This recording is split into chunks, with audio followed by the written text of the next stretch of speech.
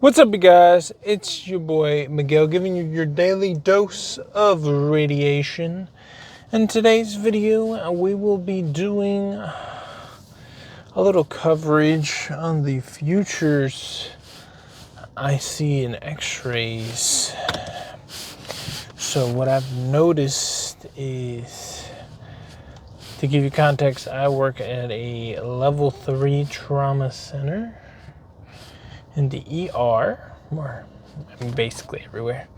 So what I've noticed is, as far as the education goes, I've seen they try to condense, at least a lot of the colleges where I'm from, they try to condense a lot of their education into mini courses, like 8-week courses, instead of the full-on 16, to semi be more productive. I mean, it's the same time.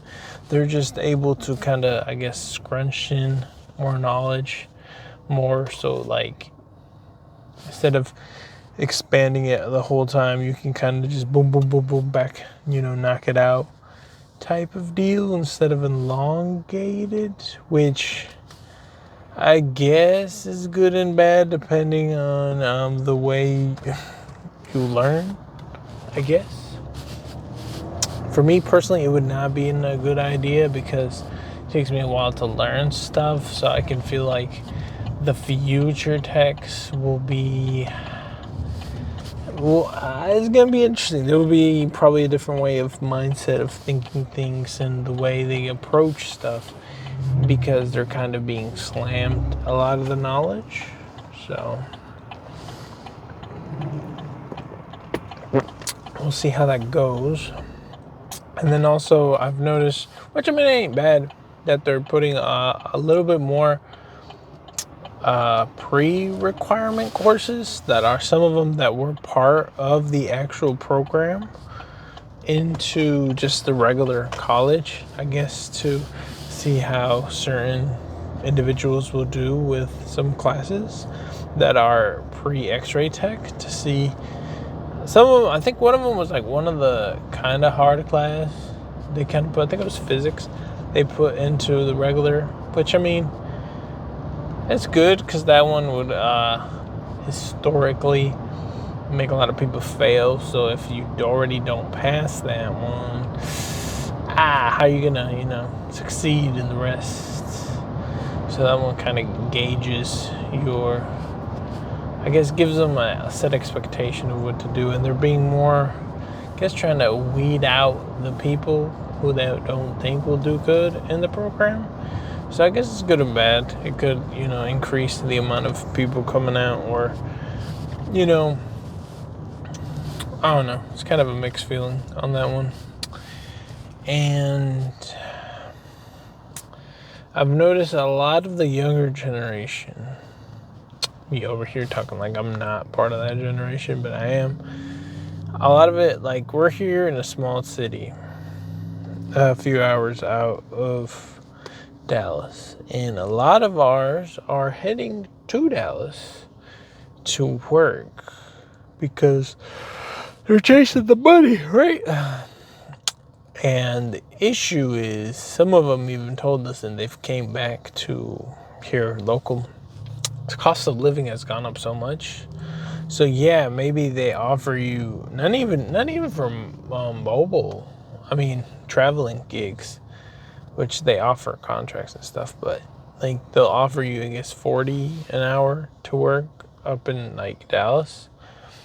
But when rent's like, what, I think I was looking at $1,800, almost $2,000, depending how bougie you want your place. It eats away a lot of your check, bro. Like, here I'm making 30 here in my little city, my crib. I mean, my little house is like $900 a month, and all the other bills and stuff.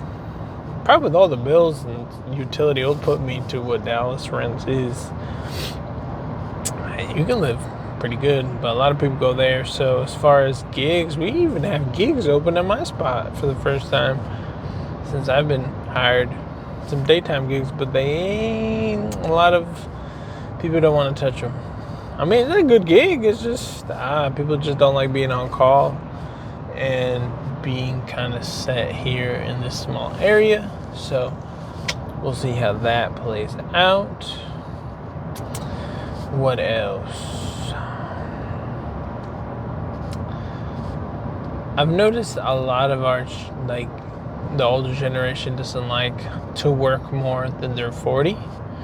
I've noticed that, and a lot of the overtime has kind of been pushed to our younger generation, because I guess we're more hungry, more and more, you know, fresh out of college, debt and whatever, so more quicker to recover, I guess, from the regular 40 gig. So a lot of our OT's going to us, which, I mean, to me ain't a problem. I do it all day. I love working extra, make more money for the lady and the kids, you know. But I've noticed that has to come.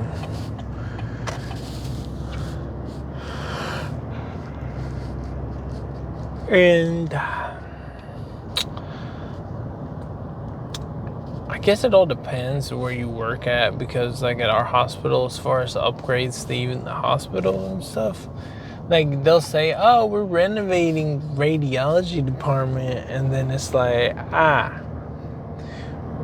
kind of, it's gonna sound messed up, but they kind of focus majority of their upgrades to whichever one brings in the most money.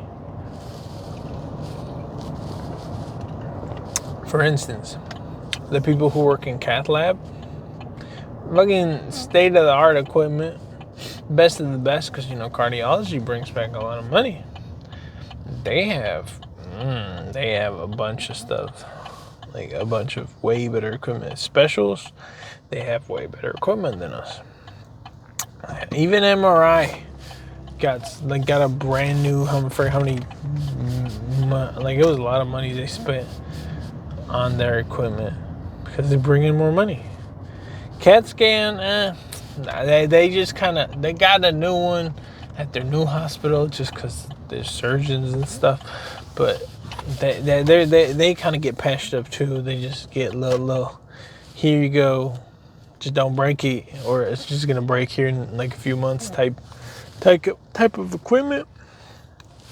And then it's like, is there some crumbs left over? Let's kind of see what we can do with these crumbs to Xray, just so they can see that we tried type gig. Hell, there's stuff they've been promised. There's some techs that have been here like 20 years. Like, bro, they told me that when I got hired, that they were working on it. He's like, bro, I just got fixed this year. He's like, I waited like 23 years just to see this happen. It's tough times, Miguel. And I was like, it's wild. And I mean, I don't know. We'll see how this plays. But I'll keep you updated on the daily dose of radiation, how it goes. And yeah, hope you're enjoying the video. And see you on the next one.